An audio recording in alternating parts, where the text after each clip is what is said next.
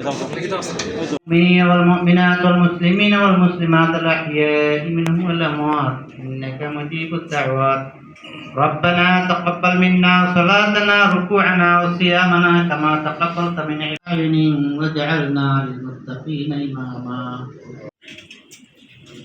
আজকে আমাদের ফ্যাক্টরি সিলেটের পক্ষ থেকে আমাদের ইফতার মাহফিল আমরা প্রতি বছরই সিলেটে আমাদের সিলেটের পক্ষ থেকে আমরা ইফতার মাহফিল আয়োজন করি।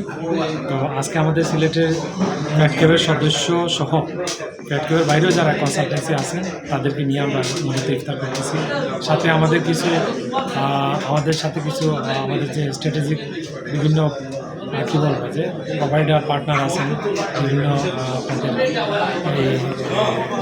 আমাদের গেটওয়েগুলা এবং ব্যাঙ্কগুলো আমাদের পার্টনার ব্যাঙ্কিং পার্টনার যারা আছে তারা সহ বিভিন্ন পোর্টাল আছে ওনারাও আসতেছেন। তো আমরা চাচ্ছি যে এই একটা ইফতারের মাধ্যমে আমরা সবার সাথে আবার একটু রমজানে আমরা সবার সাথে একটু কুশল বিনিময় হলো, সবার সাথে আমরা একটু দেখা সাক্ষাৎ করবো এবং আমরা সবার জন্য দোয়া করবো যাতে আমাদের ব্যবসা বাণিজ্যের উন্নতি হয়, আমাদের দেশে যেন শান্তি শৃঙ্খলা থাকে এবং বিশ্বের সমস্ত মুসলমান যেন শান্তিতে থাকে। কারণ আমরা এখন খুব একটা ক্রান্তিকাল অতিক্রম করতেছি। মধ্যপ্রাচ্যে যে যুদ্ধ সেটা শুধু মধ্যপ্রাচ্যকে এফেক্ট করতেছে না, এটা কিন্তু সারা ওয়ার্ল্ডকে ইনক্লুডিং বাংলাদেশকে আমাদেরকেও কিন্তু এটা এফেক্ট করে।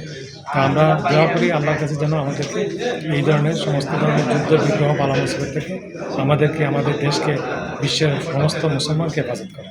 ফ্যাটক্যাব আমাদের স্টুডেন্ট ভিসা কনসালটেন্সি অ্যাসোসিয়েশনের একটি সংগঠন। আমরা এবারও ইফতার আয়োজন করছি। এর মাধ্যমে আমাদের পরস্পর সম্পর্ক সমৃদ্ধি এবং আমাদের পরিচিতি তারপরে ফেলোশিপ এটা বৃদ্ধি পায়। আমরা প্রত্যেক বছর করে থাকি এটা এবং বিভিন্ন ইভেন্ট করে থাকি। শুধু ইফতার না, আমরা বছরের বিভিন্ন সময়ে পিঠা উৎসবের সময় পিঠা উৎসব করি, মেলার সময় মেলা করি, আর রমজান আসলে আমরা ইফতার করি।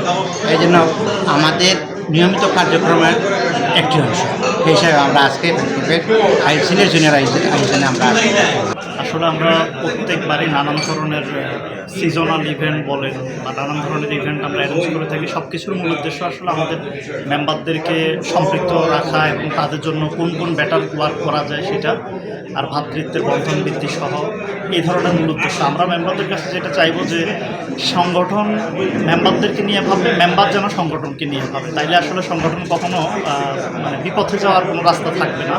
পরামর্শ দিবে, মতামত দিবে, প্রোগ্রামগুলোতে রেগুলার যেমন অ্যাক্টিভ পার্টিসিপেশন করে আপনারা দেখতে পাচ্ছেন। এই পার্টিসিপেশনটাই আমরা প্রত্যাশা করবো। ভুলভ্রান্তি থাকলে সেগুলো বলে দিবে, আমরা কীভাবে কারেক্ট করা যায় সেগুলো করবো। এইভাবেই আসলে আশা করি সংগঠন সবসময় গতিশীল থাকবে।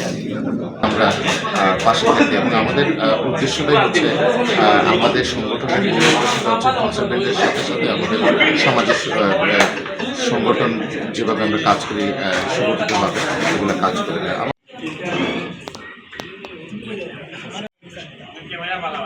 সুমন ভাই কেন? সুমন ভাই আসলে